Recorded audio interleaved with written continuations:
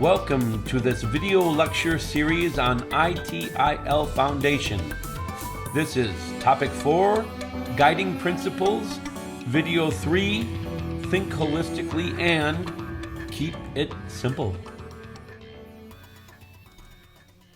Welcome as always, friends. Nice to have you here. We're continuing our series on ITIL 7 Guiding Principles. They are recommendations that guide the organization in all circumstances. They apply to services, processes, project, whatever we interact with. They are universal. We always need all of them. The key idea is these are principles, not steps, not a process. They guide our mindset to think and act as ITIL does. All principles are applied together. There is no order, and no one principle is more or less important than any other. Now let's look at Think Holistically. Think Holistically says that services should be viewed as end-to-end systems.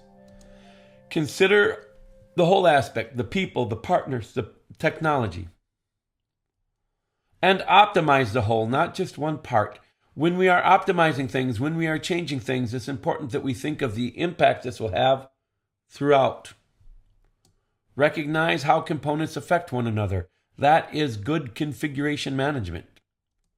Value is created through the combined effort. Improving one area alone may damage others. We need to think about it. That's why we say don't gold plate. Because as you over-optimize a certain aspect, it may be having negative effects on many other things. Things that we can't even see. In the workplace, this would mean a fast application is useless if support is poor. A good tool fails if staff are not trained to use it. Changes in one team affect other teams. Suppliers, users, and internal teams all play a role. They all interact in one way or another. Service quality depends on the whole ecosystem. The service succeeds only when all parts are working together. In my earlier life, I helped people deploy firewalls.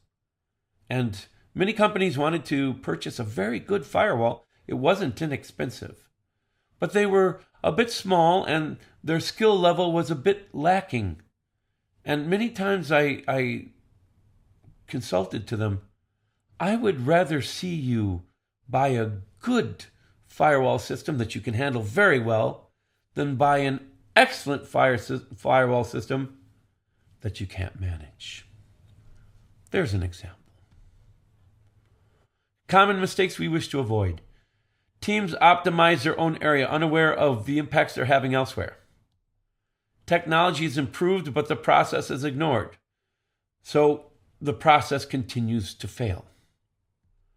Support is left out of planning. So at the end, we deliver something that can't be managed. User impact is not considered. User impact and user outcome should be the whole focus.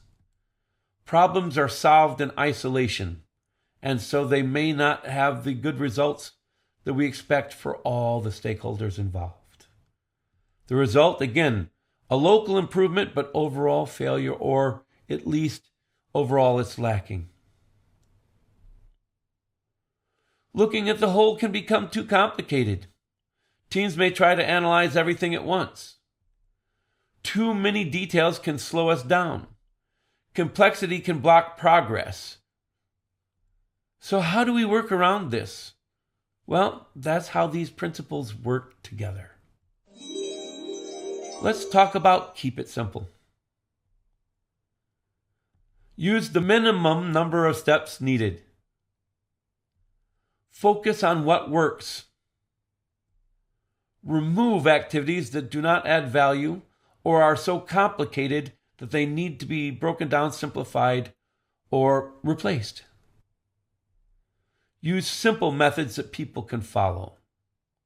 Less is more quite often, and it doesn't do us any good if we have a process that's so complex and costly we can't sustain it. Remember, the people who are on the job today managing it will not be here forever. Always ask, is this necessary? Do I need this? Does it add value?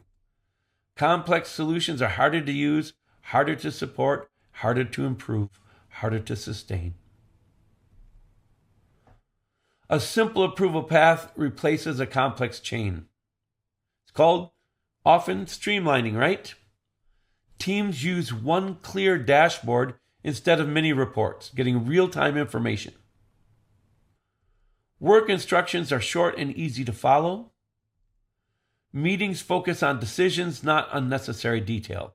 And I encourage you to have more meetings of shorter duration with fewer people. I would rather see you have 10 meetings with 3 people for 30 minutes total than have one meeting of 3 hours with 100 people in it. It'll be wasting a lot of people's time.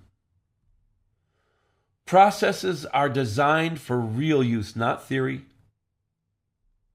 So keep it practical. Simplicity improves speed, clarity, and adoption.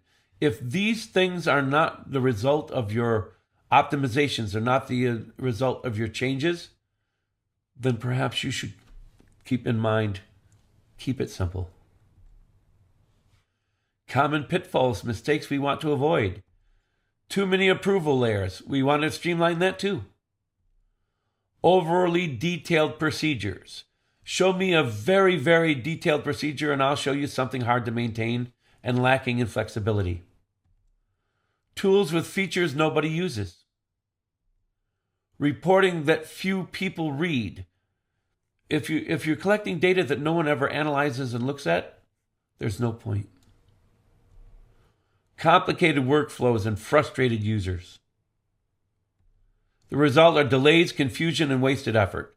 To keep people happy, to motivate users, one of the guiding principles is that the user knows at all time how they're contributing to the process, to the bottom line, to the organization's goals. The more complex, the more convoluted we make things, the more discouraged our users will be. We are stronger together. Holistic thinking ensures nothing important is missed. Getting more eyes on the thing helps us better understand. Remember, you see the back of my hand, but I see my palm. Working together, we can completely describe the whole thing. More is better when it comes to people working together. Simplicity keeps the solution usable and sustainable. One prevents narrow thinking. The other prevents overcomplexity. Together, these work for effective, practical service management. As we keep saying, all of these guiding principles are designed to work together. You cannot leave any of them out. You cannot ignore any of them. See the whole picture, but keep it workable. Thank you for joining us for this video lecture. We look forward to seeing you again very soon.